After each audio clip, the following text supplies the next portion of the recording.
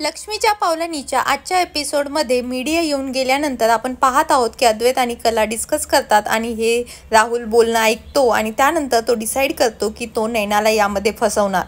त्याप्रमाणे तो त्याच्या रूममध्ये येतो आणि त्याच्या कपाटामधनं काढून हिरे घेतो आणि तो नैनाला फसवण्याचा प्लॅन सुरू करतो आणि त्यासाठी तिला म्हणतो की चल आपण शॉपिंगला जाऊयात, तुला खूप दिवस झालं शॉपिंग करून।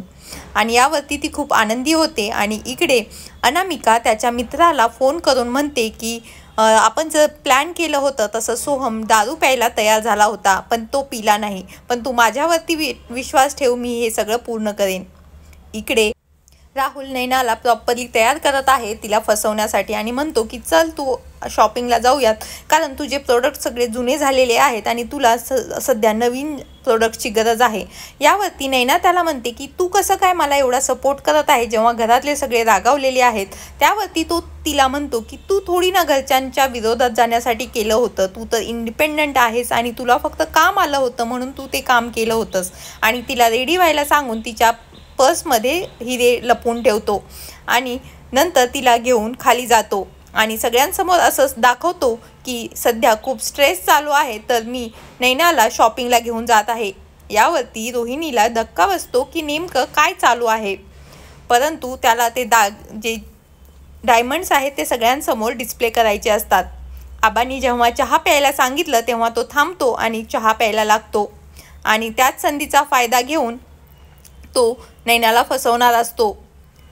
आता चहा पिणं झालेला आहे आणि हे पाहून जेव्हा जायची वेळ येते तेव्हा तो नाटक करतो आणि रोहिणीला सांगतो की बघ मम्मा मी आता काय करतो आणि कसं फसवतो, तुला खूप मज्जा येईल। आणि चावी राहिलेली आहे याचं नाटक करून तिचा पर्स घेतो आणि पर्स खाली पाडतो आणि त्या पर्समधनं एक थैली पडते जी कला घेते आणि तिला आठवतं की ही तर चांदेकर ज्वेलर्सची थैली आहे। त्यावरती ती नैनाला प्रश्न विचारते की नक्की सांग ही थैली तुला कुठे भेटली। यावर नैनाला काहीच माहिती नसल्यामुळे ती थोडी गोंधळून जाते।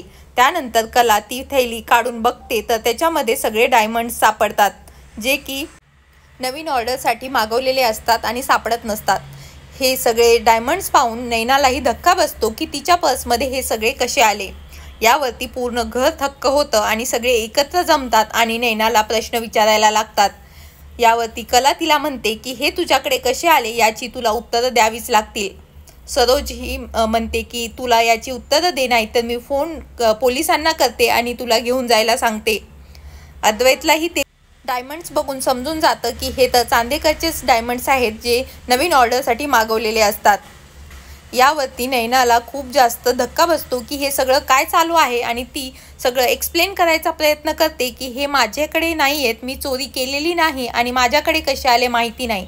त्यासाठी ती राहुललाही म्हणते की तू सांग सगळ्यांना की माझ्याकडे हे कसे आले मला माहिती नाही। राहुलही थोडी तिची साईड घेतल्यासारखं करतो आणि म्हणतो की मी हिला जेवढं ओळखतो तेवढं ती असं काही करेल मला वाटत नाही, परंतु त्याला स्वतःलाच तिला फसवायचं असतं। आणि हे सगळंच डिस्कशन चालू असताना तिची आई तिथे येते आणि तिला प्रश्न विचारायला लागते, कारण तिने ऐकलेलं असतं की तिने जे अपोजिट टीमवाले आहे त्यांच्यासोबत ज्वेलरीचं फोटोशूट केलेलं आहे श्रीनाथ ज्वेलर्ससोबत। पण जेव्हा तिच्या आईला डायमंड्सबद्दल समजतं तेव्हा तिच्या आईला चक्कर येते आणि खाली पडते। त्यानंतर ती पाणी न पिता नैनाला प्रश्न विचारायला लागते आणि कानाखाली मारते आणि म्हणते की नेमकं तुझ्याकडे हे कसे आले आणि तू हे काय करत आहेस, स्वतःच्या घरामध्येच कसा कलेश करत आहेस। यावरती तिला काहीच समजत नाही की काय सांगावं, कारण यामध्ये तिचा कसलाही हात नसतो। तरीही ती सगळ्यांना समजावून सांगण्याचा प्रयत्न करते की ही डायमंड्स मी कधीच चोरलेले नव्हते आणि ही पिशवी माझी नाही आहे, परंतु कोणीही तिच्यावरती विश्वास ठेवत नसतो। उलट तिलाच सगळेजण प्रश्न विचारत असतात आणि सांगतात की सांग कसं केलं। यावरती राहुलला आठवतं की त्यांनी किती मेहनत केली होती ते डायमंड्स चोरण्यासाठी आणि परत ठेवण्यासाठी आणि परत त्यांच्याकडनं चोरण्यासाठी, आणि शेवटी नैनाला कसं फसवलं आणि यावरती त्याला खूप समाधान वाटतं। इकडे सरोज मॅडम म्हणतात की तू सांग, नाही तर मी पोलिसांना फोन करते आणि घेऊन जायला सांगते। त्यावरती नैना सरोज मॅडमचे पाय धरते आणि म्हणते की यातलं मी काहीही केलेलं नाहीये, कारण पोलीस घेऊन गेले तर परत चांदेकरांची बदनामी होईल आणि त्यांना काहीही पुरावे भेटणार नाहीत।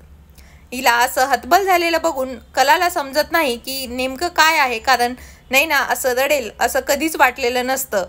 यावरती आबा तिची साईड घेऊन म्हणतात की फोन नका करू, कारण जर हिने काही केलं असतं तर ती सगळ्यांना सांगितलं असतं.